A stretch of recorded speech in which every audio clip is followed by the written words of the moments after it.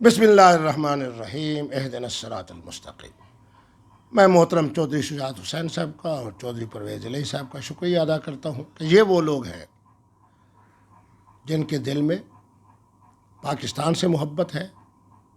میں حضرت قائد اعظم کی مناسبت سے مسلم لیگ کاف کا بہت ایکٹیو رہا ہوں، سینئر وائس چیئرمین تھا پاکستان مسلم لیگ قائد اعظم کے علماء اور مشائخ ونگ کا۔ مجھے پتا ہے کہ چودھری پرویز الہی ہوں، چودھری شجاعت حسین ہوں، کتنا پیار کرتے ہیں، علماء سے ان کا کس قدر پیار ہے۔ جس وقت لال مسجد کا معاملہ تھا، ملائیت اسلام آباد ہوٹل اور ہالیڈے ان ہوٹل میں آرام کر رہی تھی، یہ وہ خوش نصیب تھا چودھری شجاعت حسین جس نے اس وقت اس مسئلے کو حل کرایا۔ بگٹی کے معاملات تھے، یہی آدمی حل کرانے والا تھا۔ آج میں پھر سلام پیش کرتا ہوں کہ آج آپ نے فضل الرحمان کو انسان بنانے کی کامیاب کوشش کی ہے، ایک ایسا شخص کو جس کے سامنے پاکستان، استحکام پاکستان، پاکستان کی عزت، امت مسلمہ کی کیفیت، پاکستان کی خوشحالی، پاکستان کے اندر رہنے والے جو عوام ہیں ان کی دلوں کی ترجمانی، اس حقیقت کو نہیں سمجھتا۔ اسے بھی یہ سمجھتا ہے کہ مودی کو خوش کرنا ہے، بدھ کو خوش کرنا ہے، ہندوازم کو خوش کرنا ہے، اپنے ذہن میں کانگریس کو اور اب بھارتی جنتا پارٹی کو خوش کرنا ہے۔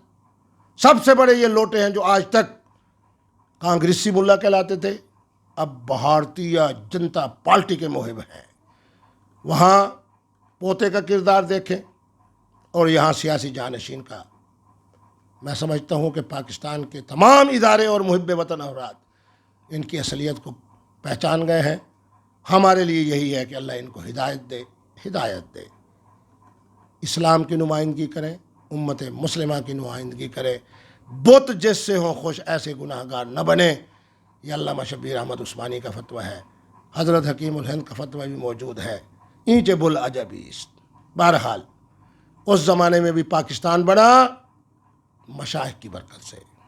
آج ہم ان مشائخ کی اولاد موجود ہیں، استحکام پاکستان کے لیے اپنا کردار ادا کریں گے، اور یہ انشاءاللہ اس وقت بھی ذلیل ہوئے، آج بھی ذلیل ہوئے اور ہوں گے، مزید ذلیل ہوں گے۔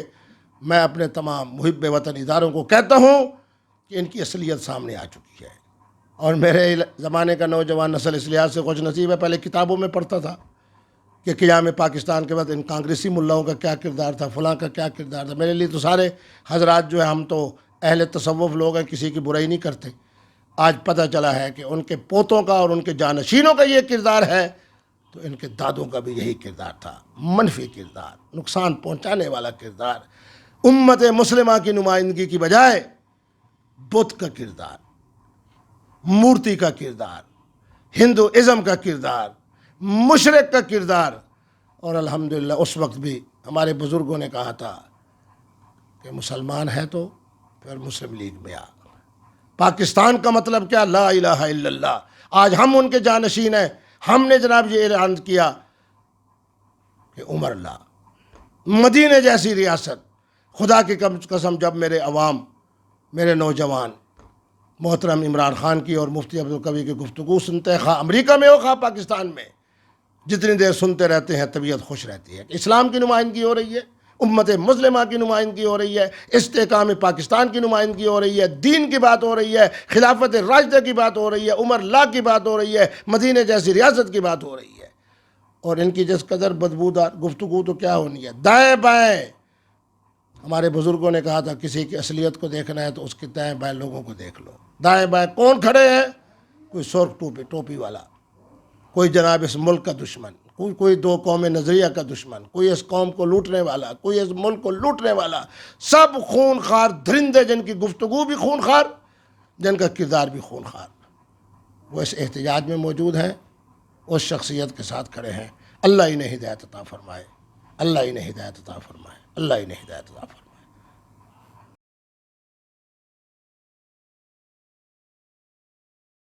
بسم اللہ الرحمن الرحیم۔ سب سے پہلے میں دیکھنے والوں کو سلام محبت پیش کرتا ہوں۔